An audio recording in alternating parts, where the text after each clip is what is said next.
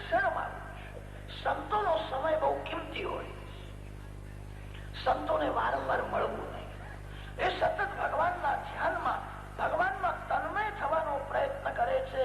વારંવાર કોઈ મળવા જાય તો ભક્તિમાં વિઘ્ન આવે છે. તમારો સમય બહુ કિંમતી છે, હું જાણું છું. હું એક ક્ષણ માગું છું. મેં પૂછ્યું કે તમે કોણ છો? કે મારું નામ ભક્તિ છે. મારું પ્રાગટ્ય થયું દક્ષિણ ભારત. દક્ષિણ ભારત એ ભક્તિ મહારાણીનું પિયર છે. બધા આચાર્યો દક્ષિણના છે. દક્ષિણ ભારતમાં જેવા વિશાળ વિશાળ મંદિરો દેખાય છે એવા કોઈ ઠેકાણે. શ્રી રંગજીના મંદિરમાં 7 કોટ છે. 7 કોટ ઓળંગીને જાય ને નારાયણ દર્શન. રામેશ્વર ભગવાનના મંદિરમાં 108 કુવા છે. દક્ષિણ ભારત ભક્તિ મહારાણીનું પિયર છે.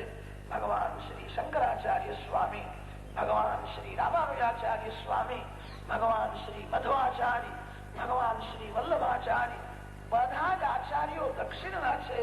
દક્ષિણમાં પ્રગટ થઈને ત્યાંથી જ્ઞાન ભક્તિનો પ્રચાર કરતા કરતા બધા આચાર્યો ઉત્તર ભારતમાં હિમાલયમાં બદ્રીનારાયણ ભગવાનના ચરણમાં દક્ષિણમાં પ્રગટ થયા છે. દક્ષિણ ભારત ભક્તિ મહારાણીનું પિયર છે. જ્યાં બધા સંતો મહાત્માઓ પ્રગટ થયા છે ઉત્તરમાં ગયા છે. મારું નામ ભક્તિ છે. મહારાષ્ટ્રમાં ક્વચિત મને માન મળ્યું. મારી હવે દશા બગડી છે. ગુરુજરે જીર્ણતા. મારા 2 બાળકોને મૂર્છા. ભક્તિના 2 બાળકો છે જ્ઞાન અને વૈરાગ. કલિયુગમાં જ્ઞાન વૈરાગ ને મૂર્છા આવી છે. કલિયુગના લોકોને જગત જોવાની ઈચ્છા થાય છે.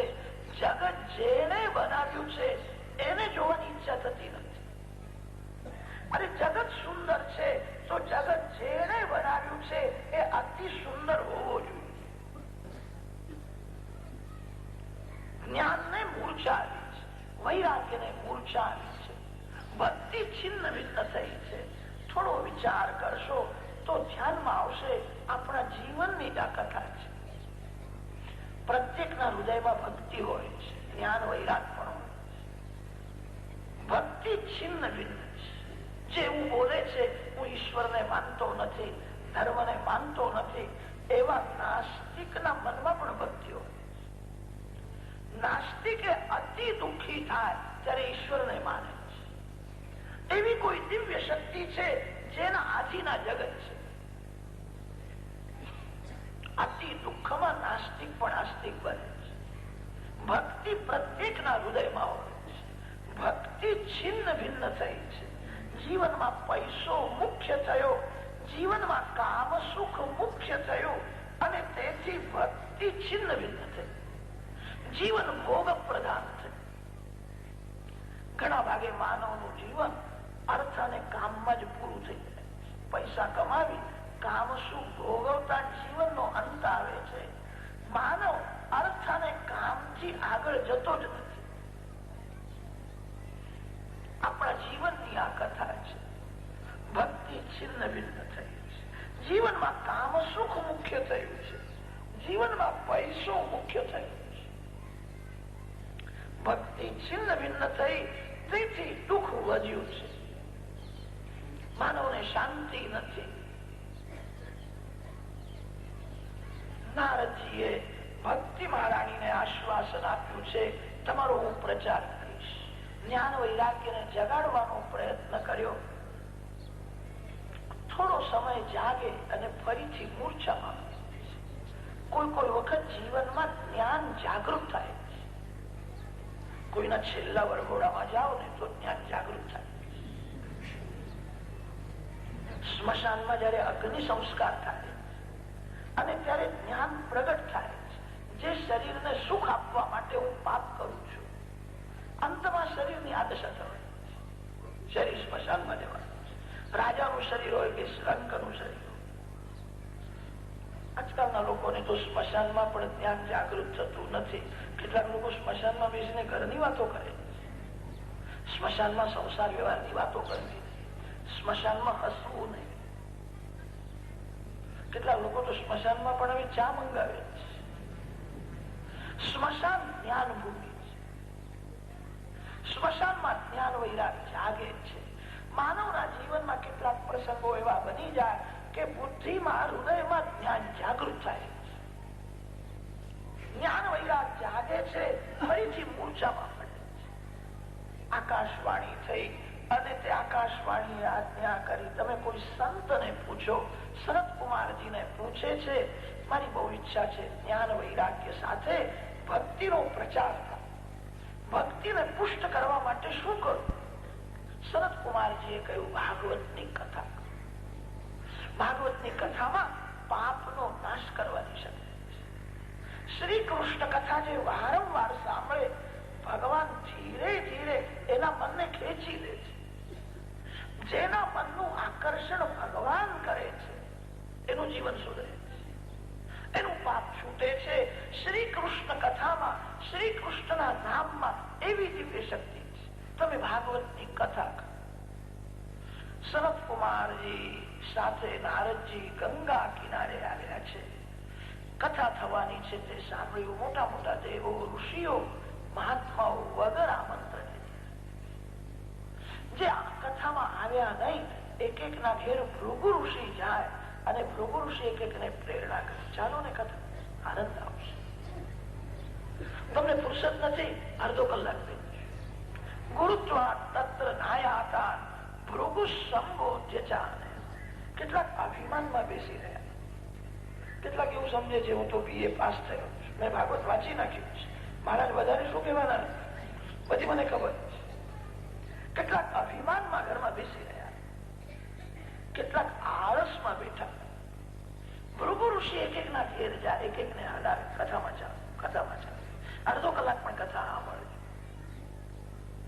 ભૃગુ ઋષિએ વિચાર કર્યો, મારી પ્રેરણાથી કોઈ કથામાં જાય, કથા સાંભળે, ભગવાનના નામનો જપ કરે તો એના પુણ્યમાં થોડોક મારો પણ ભાગ રહેશે. પાપમાં જે પ્રેરણા કરે એને એના માથે પાપ આવે. પાપીને બહુ સાથ આપવો નહીં. પાપીને સાથ આપવો એ તો પાપ કરવાની પ્રેરણા છે. એને સાથ ન મળે તો એ વધારે પાપ કરશે. પુણ્યમાં, સત્કર્મમાં જે સાથ આપે છે એનું ફળ મળે છે. ગુરુત્વા તત્ર નાયાતાન ભૃગુ સંબોધ્ય ચાલે. સનતકુમારજી સાવધાન કરે છે. ભગવાન શ્રી કૃષ્ણ સ્વધામમાં પધાર્યા ત્યારે પ્રભુએ પોતાનું દિવ્ય તેજ આ ભાગવત શાસ્ત્રમાં રાખ્યું છે. જે શક્તિ ભગવાનમાં છે એ જ શક્તિ ભાગવતમાં છે.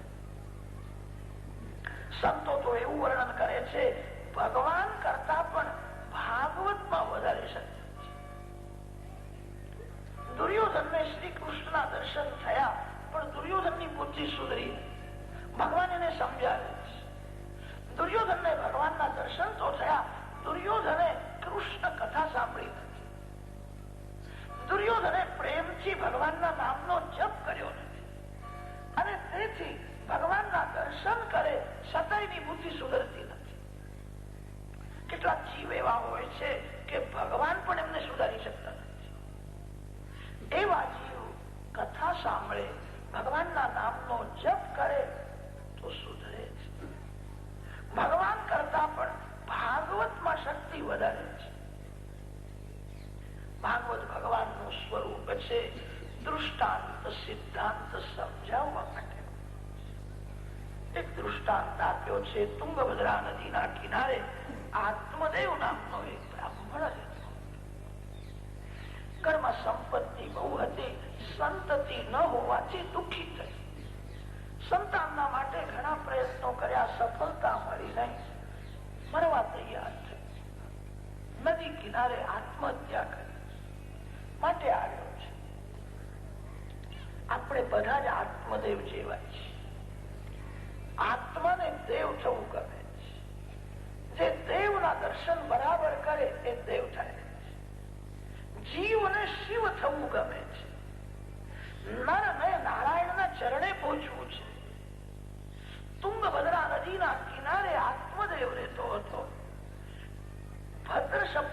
છે કલ્યાણ. કલ્યાણ કરનારી નદી આ માનવ કાયા છે. માનવ શરીરમાં રહેલો જીવાત્મા પોતાનું કલ્યાણ કરી શકે, એ બીજાનું પણ કલ્યાણ કરી શકે. નર નારાયણના ચરણે જાય, આત્મા દેવ બને તે શું આશ્ચર્ય છે? બીજાને દેવ બનાવી શકે એવી શક્તિ પ્રભુએ આપી છે. તુંગભદ્રા નદીના કિનારે આત્મદેવ રહેતો હતો. આત્મદેવના પત્નીનું નામ બતાવ્યું છે ધુંધુલી. આપણે બધા ધુંધુલીના ધણી જેવા છીએ. બુદ્ધિ ધુંધુલી છે. વ્યાસ મહર્ષિએ ધુંધુલીનું વર્ણન જે ભાગવતમાં કર્યું છે એ બધું આપણા બુદ્ધિમાં ઘટે છે. માનવની બુદ્ધિ જગતનો વિચાર બહુ કરે છે. જગત જેને બનાવ્યું છે એને વિશેનો વિચાર કરતી નથી. લોક વાર્તા રતા ક્રૂરા પ્રાયશો બહુજંતી. બુદ્ધિ જગતનો વિચાર કરે છે, બુદ્ધિ પોતાનો વિચાર કરતી નથી. મારું અસલી વતન ક્યાં છે? હું અહીંયા ક્યારથી આવ્યો છું? મારે ક્યાં જવાનું છે? બુદ્ધિ આત્મ સ્વરૂપનો વિચાર કરતી નથી, જગતનો વિચાર બહુ કરે છે. ધુંધુલી ક્રૂર છે. જે કામ સુખનું વારંવાર સ્મરણ કરે એ ક્રૂર થઈ જાય છે. કામ સુખનું ચિંતન કરનારે કપટી થાય છે. લોક વાર્તા રતા ક્રૂરા. બહુ બોલવા વાળી. માનવ જીભથી વધારે બોલતો નથી, માનવ મનથી બુદ્ધિથી બહુ વાતો કરે. ધુંધુલી સાથે જીવનું લગ્ન થયું છે. સત્સંગ કરે તો વિવેક રૂપી સત્પુત્ર. સત્પુત્ર સંપત્તિથી મળે નહીં, સત્સંગથી મળે. આત્મદેવે સંપત્તિનો ઉપયોગ કર્યો પણ એને સત્સંગ કર્યો નહીં. જેને વિવેક રૂપી દીકરો નથી એ સંસાર નદીમાં ડૂબીને મરે. બિનુ સત્સંગ વિવેક ન હોઈ, રામ કૃપા બિનુ સુલભ ન સોઈ. ત્યાં એક એને સંતના દર્શન થયા. સંત એને સમજાવે છે, છોકરો નથી એ સારું છે, તારું કલ્યાણ તારે કરવાનું. જે માતા પિતા છે એમનું ઘણું ખરું જીવન પુત્રના પાછળ પૂરું થાય છે. છોકરાઓને મોટા કરવા, એમને ભણાવવા, પરણાવવા, એમાં શક્તિનો, સંપત્તિનો નાશ થઈ જાય છે. તારા ઘેર છોકરો નથી એ સારું છે, તારું કલ્યાણ તારે જ કરવાનું છે. કે મારા છોકરો હોય તો પિંડદાન કરે, શ્રાદ્ધ કરે. કે છોકરો પિંડદાન કરે તારું કલ્યાણ થશે એવું તને લાગે છે? તારું પિંડદાન તારે કરવાનું છે. કલયુગના છોકરાઓને મા બાપનું શ્રાદ્ધ કરવાની પણ ફુરસદ નથી હોતી. કેટલાક તો મંદિરમાં જ શ્રાદ્ધ કરી દે છે, મંદિરમાં રાજભોગ કરાવી દે કે શ્રાદ્ધ થઈ ગયું. શ્રાદ્ધ ઘરમાં કરવું. શ્રાદ્ધમાં શ્રદ્ધા મુખ્ય છે.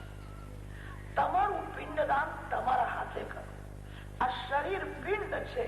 શરીર પિંડ જે પરમાત્માને અર્પણ કરે. વૈષ્ણવો તેથી તો ગળામાં તુલસીની કંઠી ધારણ કરે. આ શરીર હવે ભોગ માટે નથી, શરીર ભગવાનના માટે. એવું સતત સમજવા માટે ગળામાં તુલસીની માળા ધારણ કરે. જે વસ્તુમાં તુલસી અર્પણ કરો એ કૃષ્ણાર્પણ થાય છે. આ શરીર ભગવાનને અર્પણ છે. શરીર હવે ભગવાનના માટે છે, શરીર કેવલ હવે ભોગ માટે નથી. એવું સતત સ્મરણ રાખવા માટે ગળામાં તુલસીની કંઠી ધારણ કરે. કેટલાક લોકો તો મંદિરમાં જઈને પણ ઝઘડો કરે છે, ગળામાં તુલસીની માળા ધારણ કરે છે. એ વિચાર કરતા નથી તુલસીની કંઠી મેં શા માટે ધારણ. હવે શરીર ભગવાનને અર્પણ થયું છે. તારું પિંડદાન તારે કરવાનું છે. આ શરીર પિંડ જે પરમાત્માને અર્પણ કરે, જેનું જીવન ભગવાનના માટે છે, એને મુક્તિ મળે છે. સંત સમજાવે છે, આત્મદેવને તે ગમતું નથી. મારા છોકરો તો થવો જ જોઈએ. બાળક ગોદમાં હોય ને રમાડતા જે મજા આવે તે તમે શું જાણો. છોકરો ગોદમાં એકી બેકી કરે ને તો મા બાપ બચારા રાજી થઈ જાય. મજા છે. માયા એવી વિલક્ષણ છે, જે બહુ ખરાબ છે એ સારું લાગે કે મારા છોકરો થવો જોઈએ. છોકરો હોય તો ઘરમાં દીવો કરે. કલયુગના છોકરાઓ તો મા બાપ નો દીવો ઉલવી નાખે એવા થયા છે. જરાય સત્કર્મ કરતા નથી. માતા પિતા આશા રાખે છે કે છોકરો થવો જોઈએ. મહારાજ મને છોકરો આપો. કે તારા ભાગ્યમાં પુત્રનું સુખ લખ્યું નથી કે મહારાજ મારા ભાગ્યમાં લખ્યું ન હોય તો તમારા ભાગમાંથી કાઢીને પણ મને આપો. હું મરવા આવ્યો છું. સંતને દયા ફળ આપ્યું અને કહ્યું આ ફળ પત્નીને ખવડાવજે. ફળ ખાવાથી ગર્ભ રહેશે. ગર્ભ રહ્યા પછી તમારું બેનું જીવન પવિત્ર હોય તો કોઈ છોકરો મોટો જ્ઞાની ભગવત ભક્ત થશે. સગર્ભા સ્ત્રી જેવા કર્મ કરે એની અસર ગર્ભના બાળક ઉપર થાય. શાસ્ત્રોમાં તેથી બધા નિયમો બતાવ્યા છે. સત્સંગમાં વિવેક રૂપી ફળ મળે છે અને તે વિવેક રૂપી ફળ ઘરમાં જઈને બુદ્ધિને ખવડાવવાનું છે. આત્મદેવને ભૂલ એ થઈ ધુંધુલીના હાથમાં ફળ આપ્યું, ખવડાવ્યું. કથામાં જે સાંભળો છો એને યાદ કરો. આજે મેં કથામાં સાંભળ્યું છે બહુ સુખ ભોગવવાથી દુઃખની સમાપ્તિ થતી નથી. શ્રી કૃષ્ણ દર્શનથી શાંતિ મળે. કથાનો એક એક સિદ્ધાંત યાદ કરો. કથામાં વિવેક રૂપી ફળ મળે છે અને તે વિવેક રૂપી ફળ તમારા ધુંધુલીને ખવડાવજો. આત્મદેવે તે ફળ ધુંધુલીના હાથમાં આપ્યું, ખવડાવ્યું. ધુંધુલીએ તે ફળ ખાધું નહીં, ગાયને ખવડાવ્યું. બુદ્ધિને સંસાર મીઠો લાગે છે. વિવેક રૂપી ફળ ખાય તો મારો સંસાર બગડશે. બુદ્ધિએ તે ફળ ખાધું નહીં, ગાયને ખવડાવ્યું. એની નાની બેન મળવા આવી હતી, વાતો થાય છે. એની બેને કહ્યું કે મારા ત્યાં બાળક આવશે તે હું તને આપી દઈશ. મારા બનેવી તો ગોળિયા છે એને ક્યાંક કરીશ. કપટ કર્યું છે. વેદાંતનો સિદ્ધાંત વ્યાસ મહર્ષિએ મહાત્મ્યની કથામાં પરોવી દીધો. ધુંધુલી કપટ કરે છે. મેં ફળ ખાધું છે, મારા પેટમાં ગર્ભ છે. બુદ્ધિની નાની બેન તે મન છે. મન અને બુદ્ધિ મળીને શુદ્ધ જીવને છેતરે છે. મન ઉપર વિશ્વાસ રાખવાથી જીવ દુઃખી થાય છે.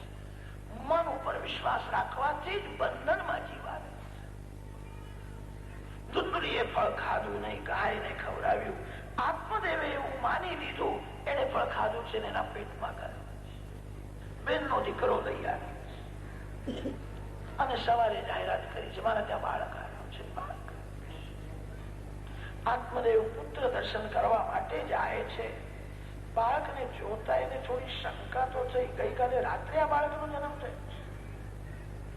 આ તો 2-3 મહિનાનો બાળક લાગે છે. ત્યારે ધુંધુલી સમજાવે છે તમે શ્રદ્ધા રાખો. આ સંતની પ્રસાદીનો પુત્ર તેથી જન્મથી જ તગડો થઈ ગયો. મારો દીકરો રાત્રે થયો. મને જરાય ત્રાસ થયો. આ મારો દીકરો, મારું નામ ધુંધુલી. મારા દીકરાનું નામ મારી ઈચ્છા અનુસાર હું રાખું છું. એનું નામ ધુંધુકારી. સંતનો પ્રસાદ ગાયના પેટમાં જ્યાં બાળક થયો. માનવના જેવો છે. એના કાન ગાયના કાન જેવા લાંબા હતા. એનું નામ ગોકર્ણ એમ લખ્યું છે. ધુંધુકારી દુરાચારી થયો. ગોકર્ણજી મહાન ભગવત ભક્ત થયા. ધુંધુકારી એવો દુષ્ટ હતો. મળદાના હાથે કરાય. અરે મળદાના હાથનું કેવી રીતે ખાતો હશે? મહાત્મ્યમાં વર્ણન કર્યું છે શવ હસ્તે ન ભોજન. જે હાથ ભગવાનની સેવા પૂજા કરતા નથી, જે હાથ સત્કર્મ ન કરે એ હાથ મળદાના હાથ છે. ખાતા પહેલા થોડો વિચાર કરો મારા પ્રભુ પ્રસન્ન છે કે નારાયણ છે. પરમાત્મા પ્રસન્ન થાય એવું કોઈ પણ સત્કર્મ કર્યા વિના જે ખાય છે એ મળદાના હાથે ખાય છે. આજે મેં પ્રેમથી પૂજા કરી કે નહીં? આજે મેં ભગવાનના નામનો જપ કર્યો કે નહીં? આજે કોઈ ગરીબને મેં આપ્યું કે નહીં? પરમાત્મા પ્રસન્ન થાય એવું કોઈ પણ સત્કર્મ કર્યા વિના ખાશો. ધુંધુકારી મરદાના હાથે ખાતો, 5 વેશ્યાઓમાં ફસાયો છે. શબ્દ સ્પર્શ રૂપ રસગંધ પંચ વિષયો પાપથી જે ભોગવે છે, અન્યાયથી પાપથી જે સંસારનું સુખ ભોગવે એ ધુંધુકારી જેવા છે. ધુંધુકારી દુરાચારી થઈ, ગોકર્ણજી મહાન જ્ઞાની થઈ, વેશ્યાઓને રાજી કરે છે, ઘરનું ધન વેશ્યાઓ મા બાપને મારે છે. તે સમયે ગોકર્ણજી આવ્યા છે અને ઉપદેશ કર્યો. દેસ્થિમાં સરુધિરેભિમતિં ત્યજત્વં જાયા સુતાદિષુ સદા મમતાં વિમુંચ પશ્યાનિશં જગદિદં ક્ષણભંગનિષ્ઠં વૈરાગ્ય રાગરસિકો ભવ ભક્તિનિષ્ઠા ધર્મં ભજસ્વ સતતં ત્યજ લોક ધર્માન સેવસ્વ સાધુ પુરુષાન જય કામ તૃષ્ણા અન્યસ્ય દોષ ગુણ ચિંતનમાશુ મુક્ત્વા સેવા કથારસમહો નિતરામ પિબત્વમ. ઋષિઓમાં એવી શક્તિ છે, થોડા શબ્દોમાં ઘણો અર્થ ભરી દે છે. આ 2 શ્લોકમાં વ્યાસ મહર્ષિએ ભાગવતનો બધો અર્થ ભરી દીધો છે. આ 2 શ્લોક કંઠસ્થ કરો, દિવસમાં અનેક વાર બોલો, અર્થાનુસંધાન સાથે.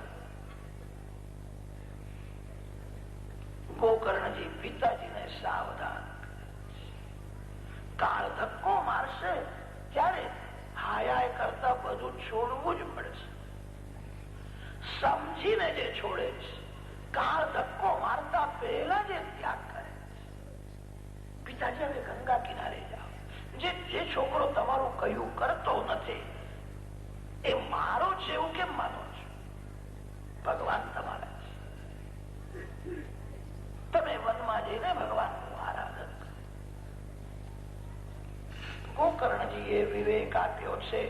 આત્મદેવ ગંગા કિનારે આવ્યા, પ્રાતઃ કાળમાં નારાયણનું ધ્યાન કરે છે, નારાયણની માનસી પૂજા કરે છે. આખો દિવસ હું ભક્તિ શું કરું? નિયમ લીધો છે દશમ સ્કંદનો પાઠ.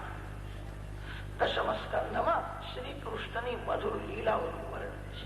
આ સંસાર માયાની લીલા છે.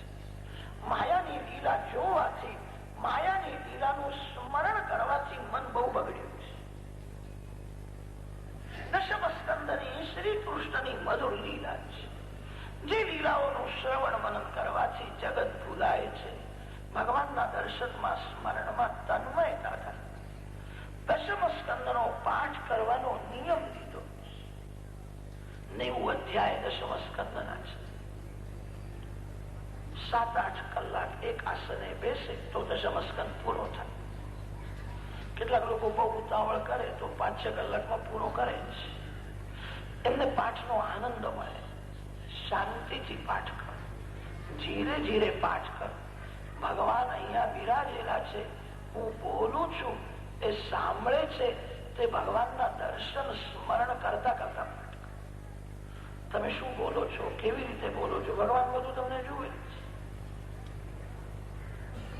ગીતી શીઘ્રી શિર કંપી તથા લિખિત પાઠક અનર્થજ્ઞ અલ્પકંઠશ્ચ ષડેતે પાઠકાધમા માધુર્યમ અક્ષર વ્યક્તિ પદચ્છેદસ્પૃશુસ્વરઃ ધૈર્યન્નય સમર્થંચ ષડેતે પાઠકા ગુણાઃ. ભગવાન સિંહાસનમાં બિરાજે. હું જે બોલું છું તે મારા ભગવાન સાંભળે છે. સવારે પાઠનો આરંભ કરે, સાયંકાળે પાઠ પૂરો થાય. એકવાર ફળ ખાય છે. ઘણા વર્ષો સુધી એવી રીતે તપશ્ચર્યા કરી મન શુદ્ધ થયું. આ જીવ લાયક બને ત્યારે ભગવાન દર્શન આપે. જીવ લાયક નથી તેથી ભગવાન દર્શન આપતા નથી. આત્મદેવ લાયક થયો. એક દિવસ દશમ સ્કંદનો પાઠ પરિપૂર્ણ કરી શ્રી કૃષ્ણ ચરણમાં વંદન કર્યું, પ્રેમથી જય જયકાર કર્યો. ચતુર્ભુજ નારાયણ પ્રત્યક્ષ પ્રગટ થયા. ભગવાનના ચરણમાં વંદન કરે છે.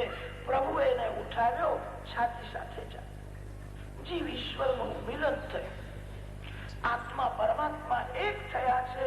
આત્મદેવ સાચો દેવ થયો. એવં સુતોક્તિવશતોપી ગૃહં વિહાય યાતો વનમ સ્થિરમતિર્ગત ષષ્ટિ વર્ષા યુક્તો હરેરનુદિનમ પરિચર્યયાસૌ શ્રીકૃષ્ણમાપનિયતમ દશમસ્ય પાઠા. ભાગવતનો આશ્રય કરનાર એ ભગવાનના ચરણે જાય, ભગવાનના દર્શન કરીને કૃતાર્થ. ગોકર્ણજી ઘર છોડીને જાત્રા કરવા ગયા છે. વેશ્યાઓને ધુંધુકારી ઘરમાં રાખે છે. ધનના લોભથી વેશ્યાઓએ ધુંધુકારીને કપટ કરીને માર્યું છે. અતિ પાપી મર્યા પછી પ્રેત થાય છે. અતિ પાપી અને પ્રેત બંને સરખા છે. જે અતિ પાપ કરે છે એને જોવાની ઈચ્છા થતી નથી, પ્રેતને જોવાની ઈચ્છા થતી. અતિ પાપી ધુંધુકારી પ્રેત થયો. પ્રેત યોનિમાં અતિ દુઃખ છે. ગોકર્ણજી જાત્રા કરતા ગયાજીમાં ગયા છે. ગયાજીમાં ભગવાન નારાયણના ચરણ છે. નારાયણના ચરણમાં પિતૃઓનું નામ લઈને પિંડ આપવાથી પિતૃઓનો ઉદ્ધાર થાય. ગયાજીમાં શ્રાદ્ધ કર્યું છે, મારા ભાઈનો ઉદ્ધાર થાય. સાંભળ્યું છે મારા ભાઈની દુર્ગતિ થઈ. ગોકર્ણજી જાત્રા કરતા કરતા ઘરમાં આવ્યા છે. ધુંધુકારી દેખાયું, પ્રેત થયો. તારા માટે મેં ગયાજીમાં શ્રાદ્ધ કર્યું છે કે હું અતિ પાપી છું. ગયા શ્રાદ્ધ કર્યું છતાં મારો ઉદ્ધાર થયો. શ્રાદ્ધ વ્યર્થ જતું નથી. ગયા શ્રાદ્ધ કર્યા પછી ગોકર્ણજીને ઘરમાં આવવાની ઈચ્છા થઈ છે. હવે ભાગવતની કથા કરીને એનો ઉદ્ધાર કરશે. સૂર્યનારાયણની આજ્ઞા થઈ છે ભાગવતની કથા. આષાઢ મહિનામાં ગોકર્ણજી ગામમાં જ કથા કરે છે. લુગડા લંગડા આંધળા પણ કથા. મર્યા પછી પાછળથી કથા થાય એ ઠીક છે. અતિ ઉત્તમ તો એ છે મરતા પહેલા જ કથા સાંભળે, પાપ છોડે અને સતત ભક્તિ કરે. પાછળથી કોઈ શ્રાદ્ધ કરે તોય ઠીક, ન કરે તો જરાય જરૂર નથી. તમારું શ્રાદ્ધ તમારા હાથે કરીને જગતને જય શ્રી કૃષ્ણ કરજો. પાછળથી કોઈ શ્રાદ્ધ કરશે મારો ઉદ્ધાર થશે એવી આશા રાખશો. આંધળાઓ કથામાં ધુંધુકારીના ઉદ્ધાર માટે કથા હતી. તે ધુંધુકારી આવ્યો, એને બેસવાની જગ્યા મળી નહીં. 7 ગાંઠનો વાસ ત્યાં હતો. તે વાસમાં એને પ્રવેશ કર્યો, ત્યાં બેસીને કથા સાંભળી. વાસની એક ગાંઠ તૂટી જાય. વાસના એ જ ગ્રંથિ છે. ઘણા ભાગે જીવ વાસનામાં રહીને જ શરીર છોડે છે. તેથી એને ફરીથી જન્મ લેવો પડે. પતિ પત્નીની આસક્તિ, કામાસક્તિ એ ગાંઠ છે જે પુનર્જન્મનું કારણ બને છે. પતિ પત્ની આત્મદૃષ્ટિથી પ્રેમ રાખે, કામાંધ થઈને શરીર સાથે બહુ પ્રેમ રાખે. મળમૂત્રથી ભરેલું આ શરીર એ બહુ પ્રેમ કરવા લાયક નથી. આત્મદૃષ્ટિથી પ્રેમ. પતિ પત્નીનો પવિત્ર સંબંધ પરમાત્માના માટે થયો છે. પુત્રમાં આસક્તિ એ ગાંઠ છે, પૈસામાં આસક્તિ એ ગાંઠ છે, કુટુંબમાં આસક્તિ એ ગાંઠ છે. કથા સાંભળે, વિવેક જાગે, પરમાત્મા સાથે પ્રેમ કરે તો ધીરે ધીરે આ વાસનાની ગાંઠ છૂટે છે. વાસનાની ગ્રંથિ છોડવા માટે કથા છે. પરમાત્મા સાથે પ્રેમ કરવા માટે કથા છે. જે પ્રભુ સાથે પ્રેમ કરે એની વાસનાની ગ્રંથિ ધીરે ધીરે છૂટે. પરીક્ષિત મોક્ષની કથા સંભળાવી અને તે સમયે વાસમાંથી એક દિવ્ય પુરુષ બહાર આવ્યો, ભાગવતને વંદન કરે છે, ગોકર્ણજીને ધન્ય છે ભાગવતી કથાને, ધન્ય છે શ્રી સુખદેવજી મહારાજને, મારા જેવા પાપી જીવનો પણ ઉદ્ધાર. કથામાં કેવી દિવ્ય શક્તિ છે. ધુંધુકારી કૃતાર્થ થયો છે, ભગવાનના ધામમાં ગયો છે. ગોકર્ણજીએ શ્રાવણ મહિનામાં ફરીથી કથા કરી. ધુંધુકારીના જેવી એકાગ્ર ચિત્તથી અમે કથા સાંભળી, કથાનું મનન કરીશું. ઉપવાસ કરીને કથા સાંભળવાની. ઉપ શબ્દનો અર્થ છે સમીપમાં, વાસ શબ્દનો અર્થ છે રહેવું. મનથી ભગવાનના ચરણ મારે, મનને ભગવાનના નામમાં રાખે એ ઉપવાસ બરાબર. કેટલાક લોકો તો એવું સમજે છે ઉપવાસ કરવાનો એટલે સાબુદાણા બટાકા ખૂબ ખાવાનું. સાબુદાણા બટાકા ખાવાથી સાધારણ ઉપવાસ થાય. ઉપવાસનું લક્ષ્ય એ છે મનથી પરમાત્માના ચરણ મારે. લોકો બરાબર ઉપવાસ કરીને કથા વક્તા શ્રોતા મનથી જયારે એક બને, ધીરે ધીરે હૃદય ભેગડે છે, પ્રભુમાં પ્રેમ જાય છે. કથા ભક્તિને પુષ્ટ કરવા માટે છે. કથા જ્ઞાન વૈરાગને જાગૃત કરવા માટે છે. કથા સાંભળ્યા પછી સંસારના વિષયોમાં અરુચિ આવે, સંસારનું સુખ તુચ્છ લાગે, પ્રભુમાં પ્રેમ જાગે તો જ કથા કથા છે. જ્ઞાન વૈરાગ્ય સાથે ભક્તિ મહારાણી કથા મંડપમાં પ્રગટ થાય. કથાથી ભક્તિ પુષ્ટ થાય છે, કથાથી જ્ઞાન વૈરાગ જાગે છે. ભક્તિ મહારાણી કીર્તન કરતા કરતા કથા કરે છે. કથા એ કીર્તન ભક્તિ છે. કથા કરે એ ભક્તિ, કથા સાંભળે એ ભક્તિ. કથા એ વ્યાખ્યાન નથી. કથામાં વક્તા ભગવદ ગુણગાન કરે છે, ભગવાનની મધુર લીલાઓનું વર્ણન કરે છે. ગુણ સંકીર્તન અને લીલા સંકીર્તન એ નામ સંકીર્તન થી સફળ થાય. આ કથાનું સોળાની ફળ તમને મળે એવી ઈચ્છા હોય તો કથામાં પ્રેમથી પ્રભુના નામનું કીર્તન કરો. કીર્તનમાં સંકોચ રાખશો. ભક્તિ મહારાણી કથા મંડપમાં પ્રગટ થયા ત્યારે